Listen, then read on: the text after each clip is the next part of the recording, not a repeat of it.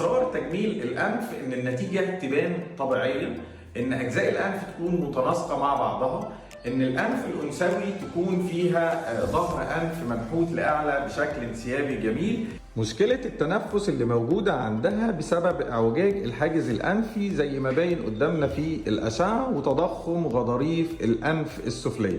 انما مشاكل المتعلقة بالشكل بقى زي ما احنا شايفين بسبب بروز عظم الانف من اعلى، البروز العظمي اللي موجود في ظهر الانف، وكمان طول الانف لاسفل. تعالوا نشوف هنشتغل على الحاله ازاي بجهاز الفيزو وننزل لكم النتيجه بعد العمليه مباشره ان شاء الله. شكرا ليكم. صديقتنا ان شاء الله حصلت على جوهره انثويه منحوته بامتياز، هتتنفس بشكل طبيعي بعد اصلاح اعوجاج الحاجز الانفي، وكمان هتستمتع بضحكه جميله بالاضافه الى انف انثوي صغير منحوت بامتياز.